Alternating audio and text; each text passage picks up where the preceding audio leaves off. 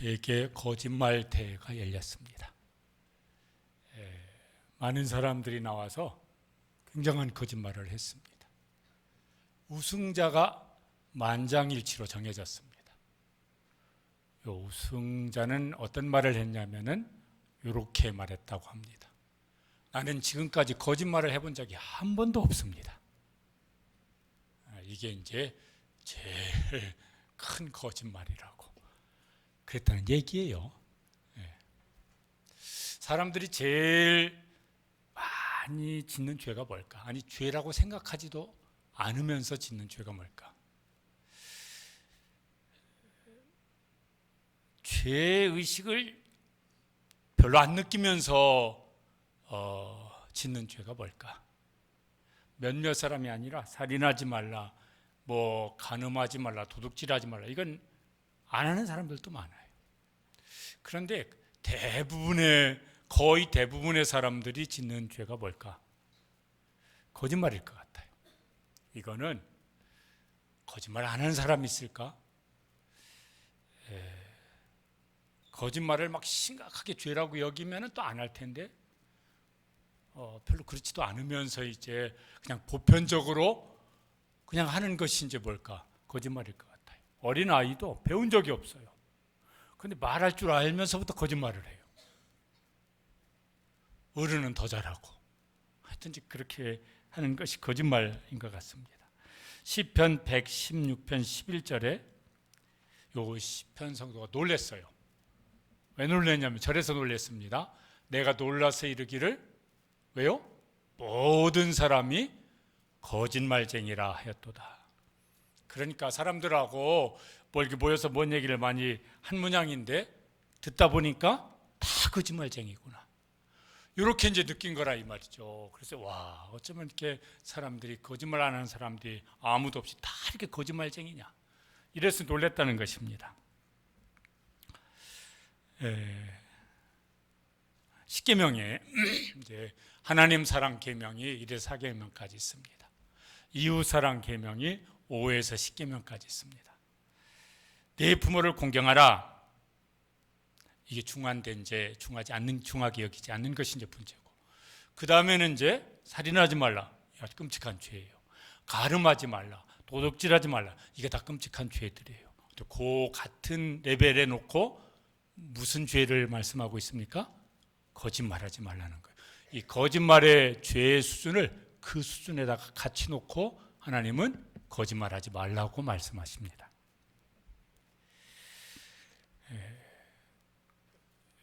내 이웃에 대하여 거짓 증거하지 말라. 저렇게 말씀이 되어 있으니까 1차적으로는 거짓 증거예요. 재판에서 위증을 하는 것입니다. 위증죄가 있습니다. 재판에 증인으로 참석해 본 적이 한 번 있는데 선서를 합니다. 이렇게 위증하면 뭐 처벌받고 뭐 어쩌고 저쩌고 이렇게 이제 선서를 하고 그 다음에 이제 증언을 이제 합니다. 위증죄 처벌 조항이 있습니다. 형법 152조래요. 법률에 의하여 선서한 증인이 허위의 진술을 할 때에는 5년 이하의 징역 또는 1천만 원 이하의 벌금에 처한다. 굉장히 이제 벌이 엄해요. 성경에도 위증에 대한 처벌 조항이 있습니다. 율법에 신명기 19장 18절 19절에 보면은 저기는 위증죄에 대한 처벌이 저렇습니다. 증인이 거짓 증거를 하여 그 형제를 거짓으로 모함한 것이 판명되거든 그가 그 형제에게 행하려고 꾀한 그대로 행하여 너희 중에서 악을 취하라. 이 사람이 위증을 한 겁니다. 모함을 해서 말을 했습니다. 그런데 그게 그 상대에게 이를테면 1,000만 원의 손해를 줄 만큼의 위증을 했으면 그 사람에게 1,000만 원의 손해를 당하게 하라는 것이에요. 그 사람이 위증을 해서 이 사람이 감옥에서 1년 동안 징역살이를 하게 할 만큼의 위증을 했으면 그 사람을 위증한 사람을 1년 동안 징역살이를 하게 하라는 거예요. 그러니까 우리 형법보다 훨씬 센 위증 처벌 조항이 이제 성경에 나옵니다. 하나님이 거짓말을 너무 싫어하시는 거예요. 왜 하나님께서 거짓말하지 말라고 그러실까? 하나님은 본성이 진실이신 분이세요. 사람이 자기 본성대로 하기가 쉬워요. 웬만하면요 자기 본성대로 뭔가 이제 한다고요. 하나님은 진실을 좋아하시고 진실을 말씀하시기를 좋아하시고, 그래서 성경에 하나님이 말씀하신 것은 진실이고 진리이고 그렇습니다.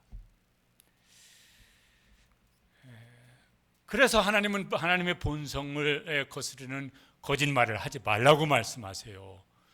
그게 얼마나 싫으냐면 살인하는 것만큼이나 거짓말하는 게 싫으신 거예요. 그래서 그 십계명 그 연장선상에 거짓말하지 말라는 계명을 주신 것입니다. 성경에 보면 최초의 거짓말이 나옵니다. 창세기 3장 4절 5절에 보면은 뱀이 마귀가 이제 속인 거죠. 하와에게 이르되 너희가 결코 죽지 아니하리라. 너희가 그것을 먹는 날에는 너희 눈이 밝아 하나님과 같이 되어. 근데 하나님은 이제 그 앞에 2장이 뭐라고 말씀하셨냐면은 네가 먹는 날에는 어떻게 되리라? 반드시 죽으리라 그랬는데 마귀는 와서 거짓말을 하고 있어요. 결코 죽지 아니하리라. 반드시 죽지 아니하리라. 그런데 속아 넘어갔어요. 아직 타락하기 이전인 아담과 하와도 속아 넘어갔습니다. 왜 속아 넘어갔을까? 그 속이는 말에 대한 욕심이 있었기 때문이에요. 마귀는 이제 왜 거짓말을 할까? 예수님이 말씀하시는데 마귀는 본성 자체가 거짓이에요. 그래서 예수님이 저렇게 말씀하셨습니다. 너희는 너희 아비 마귀에게서 났으니 진리가 그 속에 없으므로 진리에 서지 못하고 거짓을 말할 때마다 제 것으로 하나니 이는 그가 거짓말쟁이요 거짓의 아비가 되었습니다. 그는 본성이 거짓이에요. 그래서 진리를 말을 못해요. 그리고 거짓말을 좋아하고 거짓말을 잘해요. 그래서 잘 속여요. 예전에 누가 지어낸 얘기 같은데 어떤 목사님이 시골교회에서 목회를 하는데 설교 시간만 되면은 막 줄줄이 졸고 있어요. 이게 어떻게 해서 내가 설교를 하면 이렇게 다들 졸고 있냐. 그런데 이제 장날 장에 갔더니 약장사가 약을 파는데 사람들이 다 눈이 덩그레져 가지고 막 이 사람 저 사람 할 것 없이 막 다 지갑 열어가지고 그 약을 사더래요. 그 만병통치약 있잖아요. 밀가루에다가 꿀물 발라놓은 거 그거. 그래서 이제 이 약장사가 약을 다 판 다음에 물어봤대요. 이 약장사한테 나는 목사인데 내가 설교하면 사람들이 다 조는데 어떻게 당신은 저거 가짜 약인 거 내가 아는데 어떻게 그렇게 사람들 다 혹해가지고 사게 만드냐고. 그랬더니 약장사가 그랬대요. 목사님은 진짜를 가짜같이 말을 하고 나는 가짜인데 진짜같이 말을 한다고. 그 차이라고. 그러죠. 이게 제가 막 그 약장사처럼 사기꾼처럼 말을 잘한다면 설교 시간에 다 막 아멘 막 여기서 아멘 저기 막 아멘 목 터지라고 할 건데 사기꾼들이 훨씬 더 사람들을 혹하게 하는 말을 잘하는 것 같아요. 그 사람들한테 가서 좀 배워야 되나 어째야 되나 모르겠는데 어쨌든 마귀는 본성이 거짓이라서 거짓을 좋아하고 거짓말을 잘합니다. 그래서 사람을 속였어요. 그래서요 아담과 하와도 그들이 타락하기 전에도 속아 넘어갔어요. 그리고 하나님의 형상대로 지으신 본성을 변질시켜 버렸어요. 하나님의 본성대로 진실하게 사람을 지으셨는데 거짓으로 그걸 본성을 변질시켜 놨어요. 그래서 그 다음에 3장에 나오는 말들을 보면은 아담도 하와도 거짓말 같은 사실 같으나 거짓말 같은 말을 하나님께 합니다. 자기들끼리도 서로 그러고. 그래서 본성이 그 진실을 말하지 못하고 거짓을 말을 하는 사람들이 되어집니다. 거짓말 자꾸 하면은 마귀가 이제 내 친구네. 교회는 다니더라 자꾸 거짓말하면 저 김집사 이거 완전 내 과인데 나하고 친하게 지내면 되겠네. 이렇게 될 거라고요. 조심하시길 바랍니다. 하나님은 야, 어떻게 찬송도 잘 부르고 성경도 그렇게 잘 읽으면서 거짓말을 저렇게 잘하냐. 그러면 하나님은 뻘쭘하셔서 어색하셔서 자꾸 이렇게 뒷걸음질 치시고 마귀는 아이고 내 친구 반갑다고 들러붙을 것이고 그렇게 될 것 같아요. 이게 이제 법정에서 위증하는 것만 말씀하는 거냐? 소요리 문답, 십계명을 설명하는 소요리 문답 78문에는 이제 저런 것을 금하는 것이다 이렇게 설명을 해놨습니다. 같이 읽어보시죠. 우리 자신과 이웃의 명예에 대해서 진실을 왜곡하거나 중상모략하는 그 어떤 것이든 금지된다. 저기에는 진실을 왜곡하는 것, 중상모략하는 것, 이런 것 다 이 구계명에 해당되어진다고 이렇게 설명을 했습니다. 언제 이제 거짓말을 제일 많이 할까 사람들이? 그러면은 내 이익을 얻기 위해서 거짓말하는 경우가 제일 많을 것 같아요. 나에게 이익이 되어지면 너한테는 손해가 되어지든 뭐든 그거는 뭐 상관할 거 내가 상관할 바가 없고 나한테 이익이 된다면은 그래서 이제 거짓말을 하는 것이 제일 많을 것 같아요. 성경에 자기가 동생이고 위에 형이 있는데 자기 아버지가 눈이 안 보이니까 자기가 형이라고 음성 변조하고 최초의 음성 변조가 아마 거기서 나왔을 것 같은데 음성을 변조하고 뭐 막 이렇게 형 모양새처럼 해가지고 아버지를 속였던 사람이 나와요. 누구죠? 야곱. 야, 어떻게 하면 자기 좋기 위해서 자기 아버지를 속여요. 자기 형도 속이고 형제도 없어, 아버지도 없어. 나한테 이익이 돌아온다고 하면은 속일 수 있어. 그것 아주 뻔뻔하게 거기요. 얼마나 뻔뻔하게 거짓말하는지 몰라요.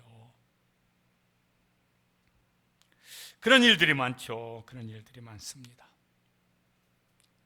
막 이렇게 막 거짓이 사실인 것처럼 뭐 위조하는 거, 뭐 지폐 위조하는 것도 있고, 뭐 학력을 위조하기도 하고, 경력을 위조하기도 하고, 뭐 자격증 위조하기도 하고. 우리 중에 전과가 있는 분들이 좀 많으실 건데 학교 다닐 때 성적표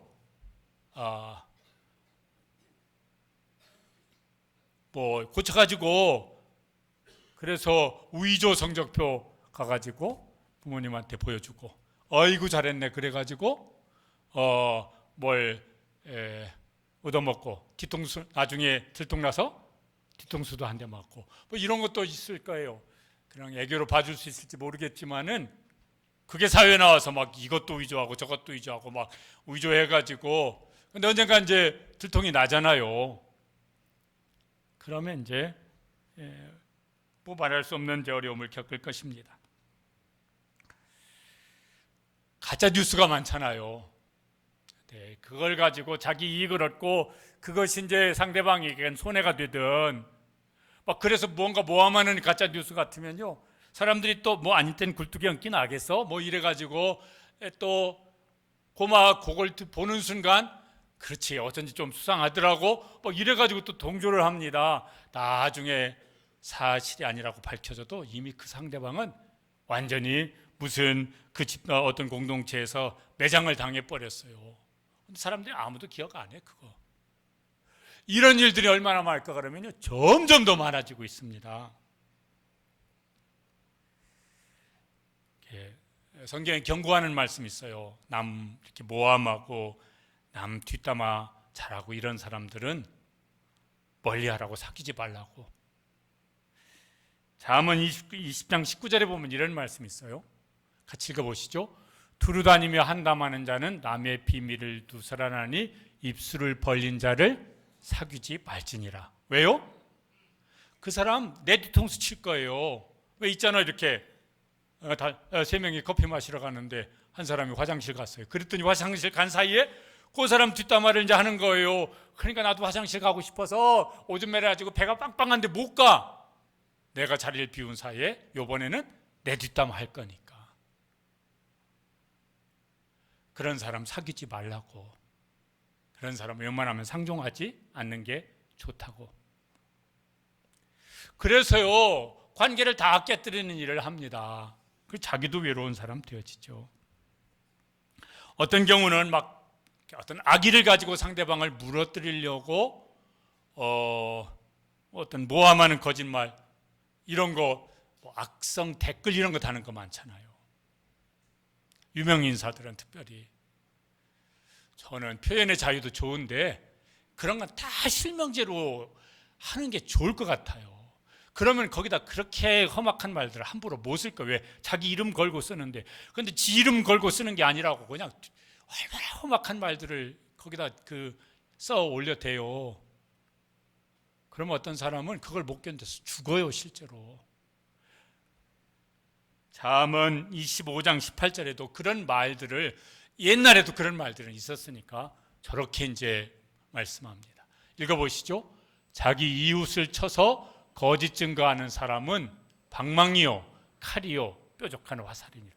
그런 말은 뭐죠? 남 뒤통수 후려치는 몽둥이 같고, 남 찔러 죽이는 칼 같고, 남 심장 꿰뚫고 나가게 만드는 쏘는 화살 같은 것이라고. 그런 말 얼마나 하나님 보시기 싫고 얼마나 악한 것인지 하지 말라고.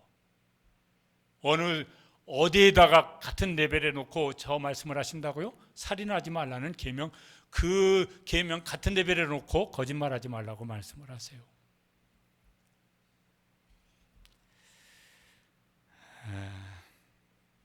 어떤 경우는 침묵하는 것이 거짓말이 될 수도 있는 것 같아요. 성경에도 이제 그런 말씀이 나오는데, 내가 그걸 보았어요. 내가 들었어요. 그런데 내가 침묵하면 그 사람이 곤란을 당해. 내가 침묵하면 그 사람이 어려움을 겪게 되어져. 그때 침묵하지 말고 증인이 되라고 하는 말씀이 나와요. 그런데 이렇게 한번 증언을 해본 적이 있는데, 그 귀찮더라고. 뭐 오라고 그러고 가라고 그러고, 뭐 기분 나쁘게 무슨 범죄자 취급하는 것처럼 기분이 나쁘고 막 이렇더라고. 이렇게 내가 다시는 이런 거 하나 봐라. 그런데 아니요, 그건 성경적이지 않아요. 내가 침묵함으로, 내가 보고 들었는데 침묵함으로 다른 사람이 어려움을 겪게 될 때는 침묵하지 말라고 말씀하세요. 그래야 그 사람이 어려움을 당하지 않게 될 것이니까. 그때는 이제 침묵이 거짓말 될 수도 있을 것이. 또 어떤 거짓말은 자기가 자기를 속이는 거짓말이 될 수도 있을 것 같습니다. 옛날 노래 제목이에요. 나는 못나니, 뭐 어쩌고 저쩌고 나는 못나니, 이런 게 있어요. 또 뭐 나는 개똥벌레, 이런 노래도 있었어요. 그런 노래들이 많아요. 많아. 누가 그렇게 말한 게 아니에요. 자기가 자기한테 나는 못난이고, 나는 개똥벌레만 또 못한 그런 인생이고, 하나님은 그렇게 말씀하시지 않으시는데 이 기도 실컷 해놓고 자기가 자기한테 그렇게 말을 하네. 그래서 실제로 자기를 못난 인생으로 그렇게 자기가 자기를 취급해요. 나 같은 거 죽어 싸지 뭐. 하나님은 천하보다 귀하다고 실컷 성경 읽어놓고 기도할 때 그 말까지 해놓고, 그리고 자기는 자기한테 그렇게 말을 하고 있어요. 그것도 자기를 속이는 거짓말이죠. 여러분, 그런 자기를 속이는 거짓말이, 그런 생각이 들 때 하나님이 나를 뭐라고 말씀하시는지를, 그것을 생각해서 속이지 말고 말씀으로 자기 자신에게 말하게 되시기를 바랍니다. 거짓말로 자기를 속이지 말고 하나님의 말씀 진리로 자기에게 말하게 되시기를 바랍니다. 이거 꼭 필요해요. 꼭 필요합니다. 선의의 거짓말도 있다고 해요. 성경에도 나와요. 저 바로 왕이 유대인 히브리 남자들 태어났을 때 다 죽이라고 명령을 했습니다. 산파가 에바들을 가서 남자거든 그 자리에서 죽이라, 바로가 왕의 명령으로 그런 법을 만들었는데 그 산파들이 갔어요. 아들이 지금 태어나고 있어. 안 죽였어요. 살려놨어요. 바로가 불렀어요. 산파들을. 니들은 왜 명령대로 안 하느냐? 거짓말을 합니다. 저 히브리 여자들은 건강이 애굽 여자들보다 굉장히 좋아서 애 낳으려고 한다고 해서 연락받고 가면 벌써 애를 다 낳았습니다. 그래서 애 받으면서 못 죽였습니다. 거짓말이에요. 그런데 하나님께서 그들에게 복을 내리셨다고 나와요. 저기 여호수아가 가나안 여리고성 정탐꾼을 보냅니다. 거기 라합이 이 정탐꾼을 숨겨놓고 저쪽으로 도망갔으니까 빨리 추격해보라고 해서 거짓말이죠. 그런데 그 거짓말로 인해서 라합 가족이 이제 살아납니다. 예수님 족보에도 라합의 이름이 올라간다니까요. 거짓말일까요? 아닐까요? 이런 경우는 거짓말이겠습니까? 아니겠습니까? 애매하죠. 거짓말은 거짓말이죠. 손해를 끼친 건 아니지만은 어떤 사람에게는 손해가 됐겠고 어떤 사람에게는 이익이 됐겠지만은 하나님 보시기에 그걸 좋게 하나님께서 그들에게 은혜를 베푸시고 복을 베푸셨는데 이제 이런 아쉬운 생각이 들죠. 거짓말을 안 하면서도 사실을 말을 하면서도 더 지혜롭게 말을 해서 그 상황을 이렇게 벗어나게 할 수 있는 그런 지혜가 있었더라면은 더 좋았을 텐데 이런 생각이 들기도 합니다. 요거는 거짓말일지 아닐지 좀 애매한 거짓말도 있어. 거짓말일지 아닐지 애매한 경우도 있는 것 같아요. 그것도 왜 또 그렇게 요새는 말들을 많이 해가지고 임태경 장로님 왜 정권사님하고 결혼하셨습니까? 대답을 잘해야 됩니다. 정답을 잘해야 돼요. 믿음이 좋아서 뭐 이런 거 얘기했다가는 칭찬 못 받아요. 왜요? 객관식으로 1번 이뻐서 2번 이뻐서 3번 이뻐서 4번 이뻐서 요새는 그렇게 대답을 해야 된대요. 유명한 강사들도 다 그렇게 대답해야 된다고 그러더라고. 왜 결혼하셨습니까? 그렇죠. 그런데 또 이제 부담스럽게 또 물어요. 얼만큼 이쁜데? 그러면 이제 뭐라고 대답을 해야 됩니까? 정답은 세상에서 제일 예쁘다. 이게 정답이에요. 거짓말입니까? 아닙니까? 이거 곤란하죠? 이런 경우는 곤란한 것 같아요. 이거 거짓말이 아니에요. 저기 이제 결혼을 앞둔 남궁천일이가 있어요. 왜 나하고 결혼하려는데? 너 똑바로 듣고 대답 잘해야 된다.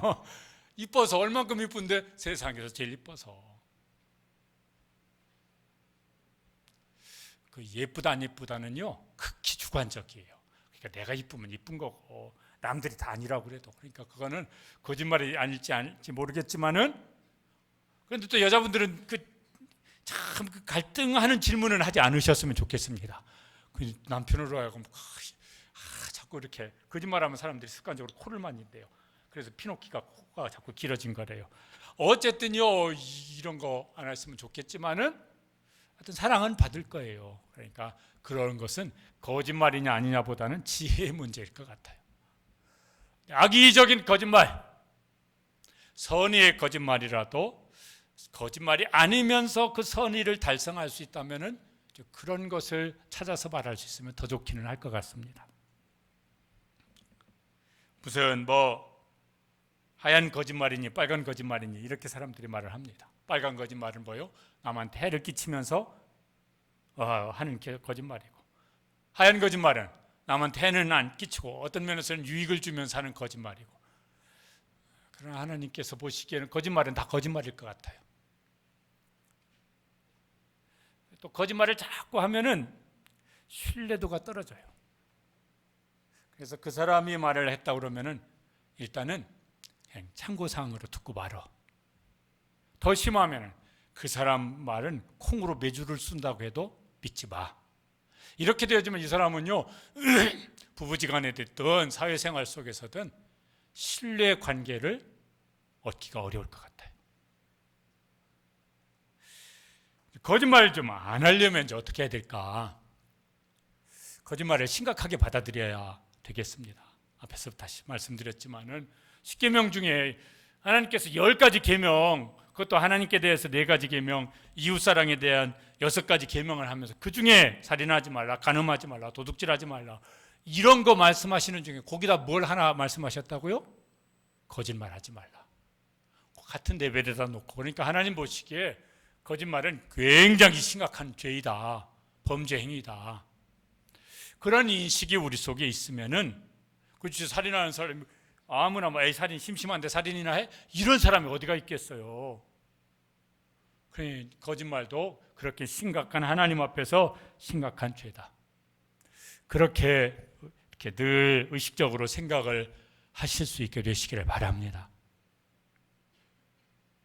또 우리나라는 다른 나라는 잘 모르겠지만은 거짓말에 대해서 굉장히 관대하다, 이런 이제 말들을 많이 합니다.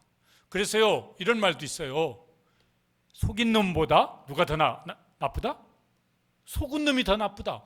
뭔 말도 안 되는 소리예요. 속인 놈이 나쁘지 왜 속은 놈이 나빠요. 그런데 속이는 건 다반사로 있는 것인데 그 중에 왜 그걸 구분 못하고 속았느냐, 이래서 속은 사람을 비난하는 이런 분위기도 있어요.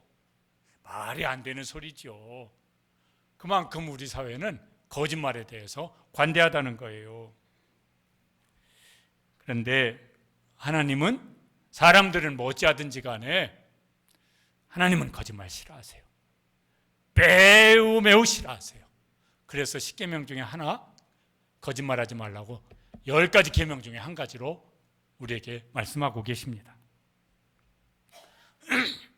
거짓말도 할수록 는다고 그래요. 뭔 소리냐면은, 이렇게 거짓말을 이제 처음을 하면은 불안해요. 이거 들통나면 어떡하지? 불안한 마음이 있고, 또 일면 또 거짓말했다는 양심의 가책도 좀 있고. 그래서 이제, 그런데 그거 왜 그러냐면, 뇌의 기능 중에 편도체가 있는데 이게 활성화되기 때문에 그런 이제 심리 현상이 생기는 거래요. 그런데 거짓말을 자꾸 하면은 이 편도체가 활성화가 안 되어지고 가만히 있는 모양이에요. 그러니까 더 이상 불안하지 않아요. 더 이상 뭐 가책 이런 거 안 느껴요. 뇌 기능이 이제 안 하는 거야. 그러니까 그냥 마음 편하게 거짓말을 계속 하는 거예요. 그쯤 되어지면 이 사람은 거짓말쟁이가 됐어요. 그리고 이런 그쯤 되어지면 자기가 거짓말하면서도 거짓말하는 줄을 모르는 것 같아요. 그 거짓말을 뻔히 거짓말인데 그걸 사실인 것처럼 말을 합니다. 그러니까 거짓말을 하면서도 거짓말이라고 본인이 못 느끼는 거예요. 자기가 자기를 속이는 진정한 거짓말쟁이가 된 거지. 그렇게 될 수 있어요. 이렇게 되어지면요, 이 사람 말은 안 믿어요. 양치기 소년 안 믿어. 그렇게 되어지면 이 사람이 어떤 관계를 맺어나가는 일은 굉장히 이제 곤란할 것 같습니다. 또 이제 거짓말을 이제 이거를 안 하려면은 어떤 사람하고 어울리냐도 중요한 것 같아요. 특별히 막 이렇게 어떤 정치적인 막 어떤 이렇게 견해가 확 달라질 때 보면은 둘 중에 하나는 거짓말인데, 왜? 서로 전혀 다른 말을 하고 있으니까 둘 중에 하나는 거짓말인데 양쪽 다 보여요? 우리가 말하는 건 절대로 옳다, 이런 확신을 가지고 말을 해요. 그리고 나중에 한쪽이 거짓말인 게 드러나도 전혀 사과할 마음도 없고 그렇게 무슨 뭐 그거 미안해하는 기색도 없어요. 내가 혼자 했으면은 다른 사람 눈치를 이렇게 보기라도 하는데, 다 옆에 있는 사람도 그렇게 했으면 눈치 볼 필요가 없어졌어요. 집단이 그렇게 되어지면은, 그러면은 아주 뻔뻔해지는 것 같아요. 그러니까 처음부터 잘 분별을 해가지고 어디에 어울릴지 말지를 잘 분별해서 결정을 해야 될 것입니다. 안 그러면은 그냥 거짓에 완전히 함몰되어져 있으면서도 내가 말하는 게 옳고 사실이라고 그렇게 주장을 할 수도 있거든요. 그 꼭 정치하는 사람들만이 아니라도요, 그냥 이렇게 뭐 몇몇 사람이 어울려도 그럴 수 있는 것 같아요. 누가 그의 친구냐, 그 친구를 보면 그 사람이 누군지 안다고 하는 뭐 유명한 말이 있잖아요. 그러니까 어떤 사람과 어울리느냐가 중요합니다. 거짓을 자주 말을 하는 사람들 어울리면은 거짓을 그렇게 말을 하면서도 그게 옳다고 말 주장을 한다고. 이렇게 되어지면요, 이게 참 곤란한 일인 것 같아요. 그러면 이제 어떻게 될까? 그러면은 이거 마귀가 내 친구라고 늘 달라붙는다니까. 이런 말도 이제 조심했으면 좋겠습니다. 남 얘기를 하는데 그 사람 좋은 점을 얘기하는 건 뭐 많이 해도 괜찮을 것 같아요. 남에 대해서 부정적인 얘기를 할 때는 안 하면 제일 좋고 하면은 조금만 하시고 스톱하시고. 잠언 10장 19절 말씀이에요. 말이 많으면 저렇게 된대요. 읽어보시죠. 말이 많으면 허물을 면하기 어려우나 그 입술을 제어하는 자는 지혜가 있느니라. 저것도 낱말이지. 좋은 말은 괜찮을 것 같다니까요. 무엇보다도 이제 10계명의 10가지 계명 중에 한 계명으로 거짓말하지 말라고 말씀하셨으니까 하나님 앞에서 이게 심각한 일인데 하나님은 거짓말을 그냥 넘어가시지 않으시겠다고 말씀을 하십니다. 잠언 19장 9절 말씀에 보면은 한번 같이 읽어보시죠.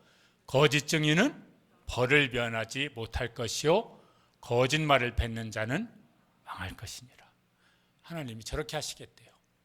거짓 증인은 벌을 면하지 못할 것이고 거짓말을 뱉는 사람은 결국 어떻게 될 것이다? 하나님께서 망하게 하실 것이라. 그래서 거짓말하지 말라고. 하나님 싫어하시니까, 너무너무 싫어하시니까. 예수 믿는 사람이 특별히 우리는 새로운 피조물, 그래서 하나님의 본성, 하나님의 형상으로 새롭게 지음을 받은 사람인데 거기에 마귀의 본성인 거짓을 따라가지 말라고 말씀하시는 것입니다. 그러면 이제 어떻게 말을 해야 될까? 이 9계명에서 하나님께서 우리에게 원하시는 것, 거짓말하지 않는 대신 어떤 말을 원하실까? 그것도 이제 소요리 문답 77문에는 이렇게 설명을 해놨습니다. 같이 읽어보시죠. 사람 사이의 진실함과 우리 자신과 이웃의 명예를 지켜야 하는데 특히 증언할 때 그렇게 해야 된다. 증언은 이게 법적으로 막 이렇게 무슨 판결이 내려지는 상황이니까 이제 더 그래야 되기도 하겠지만은 그렇지 아니하더라도 진실을 말을 하고 명예를 지켜주는 말을 하라고 하나님께서 우리에게 요구하신 것이다. 거짓은 거짓된 마음에서 나옵니다. 그 거짓된 마음은 어디서 나올까 그러면은 앞에도 나와요. 도둑질하지 말라는 것도 거기서 나오고, 뭐 우상 숭배하지 말라는 것도 거기서 나오고, 10번째 계명도 이제 거기서 연결된 것인데 탐심이에요. 탐심이 많으면은, 욕심이 많으면 자꾸 거짓을, 그 욕심을 채기 위해서 쉽게 선택하는 것이 거짓을 말하는 것 같아요. 거짓을 버리라. 에베소서 4장 25절에 거짓을 버리라. 저 거짓말을 버리려면은 욕심을 버려야 될 것 같아요. 탐심을 버려야 될 것 같아요. 어떤 말을 하냐? 4장 25절 그 다음에 보면은 참된 말을 하라고, 진실된 말을 하라고 말씀하세요. 같이 한번 읽어보시겠습니다. 각각 그 이웃으로 더불어 참된 것을 말하라. 이 참된 것을 어떻게 말을 할 수 있을까? 이제 사실과 진실이 있다. 사전적인 의미는 비슷한 것 같아요. 좀 설명을 다르게 하긴 하지만은, 근데 어떤 분이 사실과 진실을 설명을 하는데 이렇게 설명하는 것이 마음에 들었습니다. 사실은 요새 뭐 가짜 뉴스 이런 거 말할 때 팩트를 체크하는 게 중요하다. 팩트예요. 물론 적어도 주관적인 요소가 많이 있는 것 같아요. 똑같은 걸 어떤 사건을 같은 자리에서 봤어요. 다 똑같이 말을 합니까? 아니요. 다르게 말을 하는 경우도 꽤 많이 있어요. 그러니까 내가 본 것이 나는 객관적인 사람이야. 그건 객관적인 사실이야. 그럴 수도 있지만은 내 주관을 가지고 그 사실을 해석해서 말을 하기도 쉬워요. 그런데 어쨌든 이제 팩트라고 하고, 그 팩트에다가 진실을, 사실을 그냥 팩트라고 한다면 진실은 뭐냐면 그 팩트에다가 사랑을 더한 것이 진실이다. 이렇게 설명을 하는데 그게 말이 마음에 와닿습니다. 요즘 제 성경에도 저렇게 비슷하게 말씀하는 것이 있어요. 성경에는 진실이란 말이 나오는데 거기에는 인자, 인애 이런 말들이 이렇게 함께 붙어서 나오는 경우가 많아요.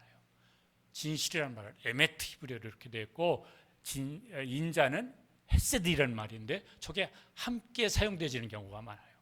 하나님이 어떤 분이시냐? 하나님은 스스로 말씀하십니다. 인자와 진실이 많은 하나님이라. 그래 인자와 진실함으로 나를 대하라. 뭐 이렇게 요구하는 경우도 있어요. 그러니까 사실인데 거기다 사랑을 더해서 말을 하는 것입니다. 사실을 말을 하는데 거기다가 미움을 더해서 말을 하면 어떻게 말을 할까? 사실에다가 미움, 그게 사실이야. 그게 어쨌든 주관적인 요소가 있더라도 어떤 사실이야. 내가 생각하는 건 사실이야. 근데 거기다가 미움을 더해서 말을 하면은 우리가 어떤 말을 하기가 쉬운 것 같습니까? 그 사람 비난하는 말, 그 사실 가지고 그 사람 비난하고 비판하고 공격하는 말을 하게 되어져요. 저도 그런 것 같아요. 그런데 사실을 말을 하는데 그 사람에 대한 사랑이 제 속에 있어요. 그러면은 어떻게 하냐면 옹호하는 말을 해요. 변호하는 말을 해요. 그건 그렇지만은 그 사람 상황이 그때 그랬다니까. 그러니까 좀 이해해 줘야 돼. 이렇게 해서요 그 사람을 감싸려고 말을 해요. 그러니까 똑같은 사실을 말을 하지만은 미움을 가지고 말을 하면은 그게 그 사람을 죽이는 말이 되어지고, 사실을 말하지만 거기다가 사랑을 더해서 말을 하면은 그 사람을 살리는 말이 되어져요.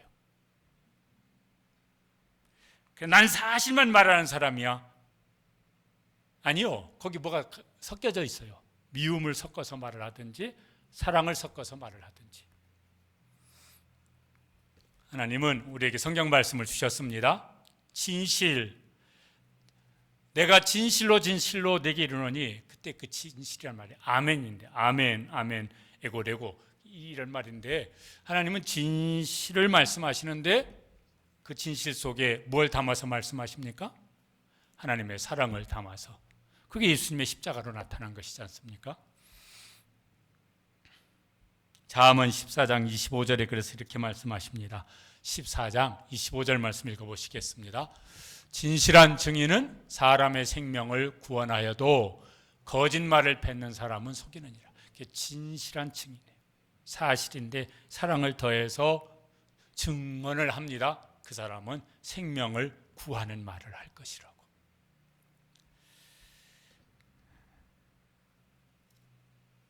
제가 이렇게 어릴 적 이제 하여튼 현실이 이렇게 좀 답답하고 좀 뭐가 미래가 안 보이고 뭐 암울하고 막 이런 이렇게 어릴 때 기억이 많거든요. 그런데 우리 아버지가 이제 신앙생활 하시기 전에 술 드시고 오시면 술김에 하셨던 여러 번 들었던 말이라서 제가 기억이 돼요. 술김에 이제 오시면은 제가 집에 있으면 상구야 이리 와봐라. 그러면서 한 말씀 하세요. 너는 뭐가 되더라도 될 거라고. 그게 뭔지는 얘기 안 하시고 너는 뭐가 돼도 될 거라고. 왜냐하면 제가 태어날 때 우리 어머니 집에서 애를 낳았잖아요. 근데 뭐 아버지가 우리 어머니가 저를 낳을 때 꿈을 꾸셨대요. 근데 뭘 보셨대요. 그러면서 그 얘기하시면서 너는 뭐가 돼도 될 거야. 그런데 그 성경에도 없는 소리고 술김에 하신 소리지만은 그게 저한테는 뭔가 위로와 용기를 주는 말이 되었던 것 같아요. 지금 생각을 해보면. 그렇지. 뭔가 해봐야지. 내가 이렇다고 가만히 있냐? 이런 어떤 용기를 주는 말이 되었던 것 같아요. 술기운에 하신 말씀이지만. 우리가 어떤 말을 하는데, 진실을 말을 하는데 거기에 사실이든 혹은 사실이 아니더라도 사랑을 가득 담아서 말을 하면은 살리는 말이 될 줄로 믿습니다. 살리는 말을 하라고. 그리고 이제 말할 때 이렇게 이제 요 말을 하나님이 들으시고 계시다는 것을 기억하시면 좋겠습니다. 다윗이 늘 그런 생각을 하면서 기도도 하고 찬송도 하고 말도 했던 것 같아요. 시편 19편 14절에 보면은 다윗의 기도입니다. 함께 읽어보시겠습니다. 내 입의 말과 마음의 묵상이 주님 앞에 연락되기를 원하나이다. 말은 마음에서 나오니까 혓바닥에서 말이 나오는 게 아니라 마음에서 말이 나오죠. 내 마음이, 연락이라는 말은 무엇이죠? 기뻐 받아주는 것이에요. 제 마음에서 나오는 말이 하나님께서 기뻐 받으시는 것이 되기를 원합니다. 제가 그런 마음을 가지고 그렇게 말을 하겠습니다. 이런 거죠.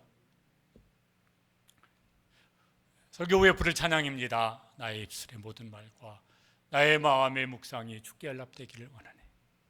뭔가 심각한 말일수록 이게 이러면은요, 이렇게 다윗같이 기도를 하신 다음에 말을 하면은 그럼 훨씬 좋을 것 같아요.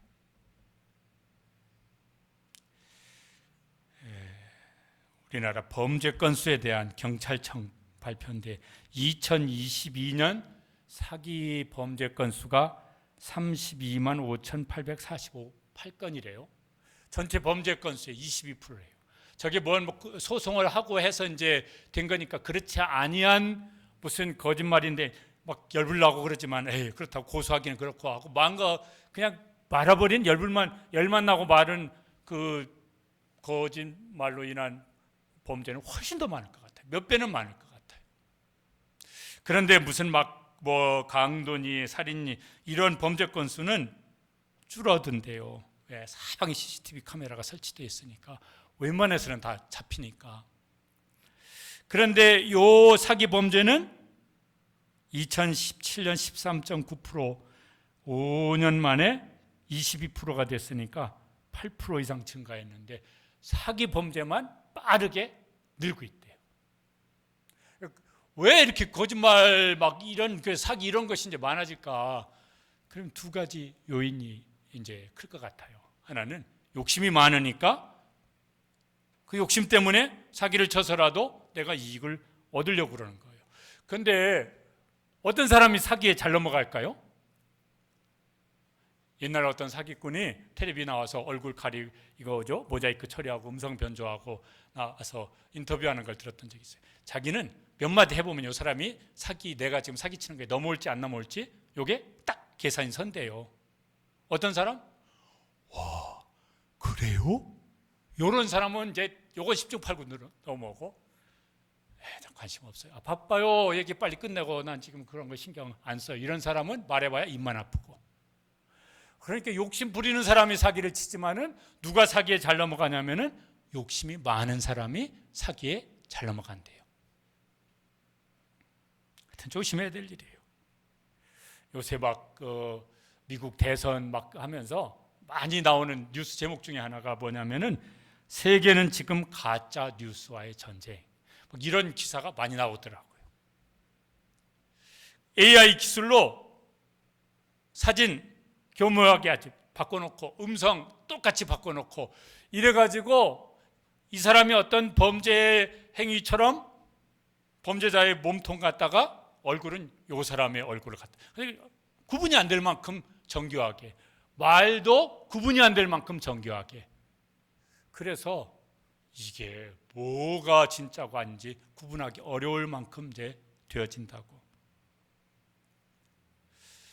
여러분도 그 받으신 분이 계신지 모르겠는데 카톡이 아는 목사님이 010이지만은 전화 걸고 아무 소리 없는 사람 전화 받지 말라고. 여보세요 하는 순간 그 한마디 가지고 그 사람 말 전체를 그 사람의 음성으로 변조시켜 가지고 보이스피싱이나 이런 거 한다고. 그런데 목사가 어떻게 010 가능한 한 우리 교인 성도들은 다 제 번호에다가 입력을 시키지만은 혹시 빠진 사람이 있는데 안 받으면 어떡하겠어요? 그런 받으니까 곤란하더라고. 그렇대요. 그러니까 이제 남편 목소리로, 아버지 목소리로, 엄마 목소리로 이제 전화가 이제 갈 거예요. 또 100% 엄마 목소리네. 영상 통화하세요. 그러면 이제 얼굴 그거 바꿔가지고 요새 그거 뭐 해킹해가지고 다 또 그렇게 한다니까. 그럴 수도 있다고.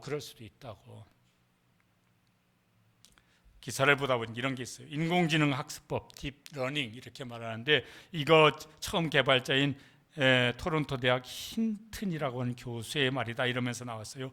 AI는 기업 생산성을 높이는 장점을 가지고 있지만 이보다 더 큰 위험을 가지고 있다. 최근 AI로 인한 가짜 이미지와 텍스트가 너무 많아졌다. 앞으로 인간은 AI로 인한 진실과 거짓을 구분하지 못하는 세상과 마주하게 될 것이다. 나는 이 점이 가장 두렵다. 그리고 이제 이 AI 기술, 딥러닝 이걸 자기가 연구 개발자인데 그걸 지금 후회하고 있다. 이렇게 이제 한 인터뷰 기사를 보았습니다. 우리는 그런 세상 속에 이제 살아가요.